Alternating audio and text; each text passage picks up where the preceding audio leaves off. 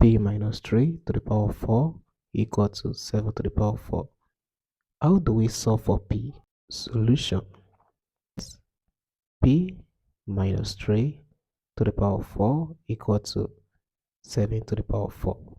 This left hand side could be written as p minus 3 all squared times 2 equal to 7 to the power of 4 could be written as 7 squared times 2. This implies that. Now, let's move this guy to the left hand side.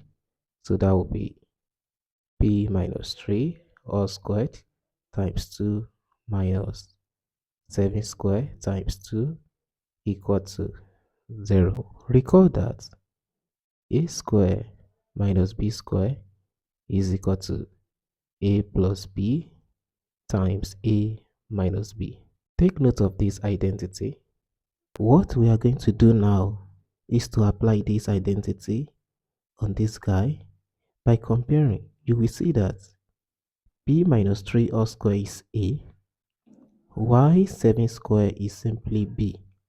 So from this line, we're gonna have p minus 3 all squared plus b, that is 7 square, times a, that is b minus 3 all squared minus b, that is 7 squared, equal to 0. This implies that, open bracket, if you expand p minus 3 all squared very well, you're gonna have p squared minus 6p plus 9 plus, what is 7 squared? 7 times 7, 49, times, if you expand this also very well, you have the same thing as this, p squared minus 6p plus 9 minus, what is 7 squared? That is 49, equal to 0. Let's proceed further. So we have p squared minus 6p plus 9 plus 49, that is 58, times p squared minus 6p, 9 minus 49, that is minus 40, equal to 0. This means that p squared minus 6p plus 58 is equal to 0, or p squared minus 6p minus 40 is equal to 0. Now, let us solve this quadratic equation, and later we are going to solve the second quadratic equation.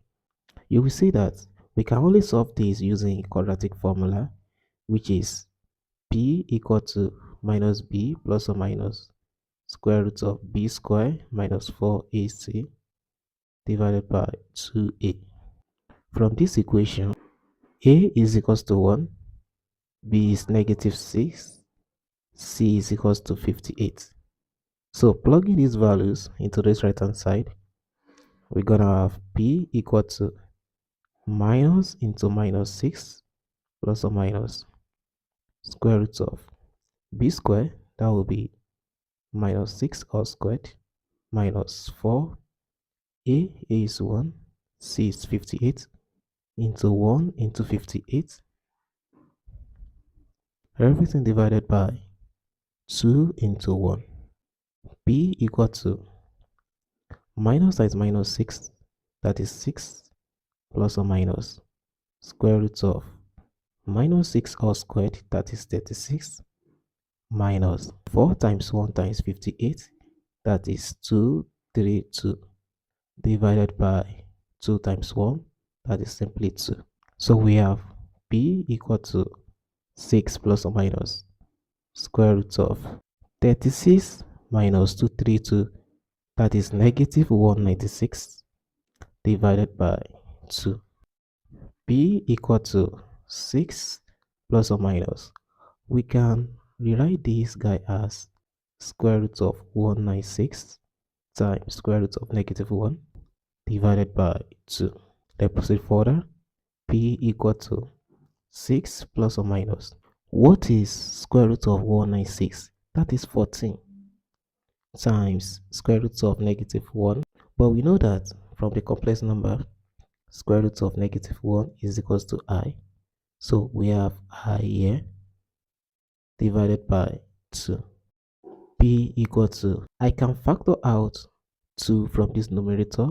So I have 2 into 3 plus or minus 7I divided by 2. P is now equal to, clearly 2 cancels 2. We are left with 3 plus or minus 7I. This implies that P is equal to 3 plus 7I, or P is equal to 3 minus 7I. Let's call this P1 and this P2. Now, back to the second quadratic equation. If you look at this equation very well, it is factorizable. Yes. So let's factorize it. So we have P squared minus 6P could be written as minus 10P plus 4P minus 40 equal to 0. Let's separate this.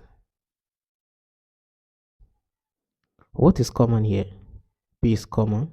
I can factor it out. So I have P into P minus 10 plus, I can also factor out 4 from these two guys. So that will be 4 into P minus 10 equal to 0. This implies that P minus 10 is common. So we have P minus 10 times P plus 4 equal to 0. This means that P minus 10 is equal to 0, or P plus 4 is equal to 0. Clearly from this line, P is equals to 10, or from this, P is equals to negative 4. Let's call this P3 and let's call this P4. You will observe that we have two complex solutions, which are this, and two real solutions. That's it. Thanks for watching.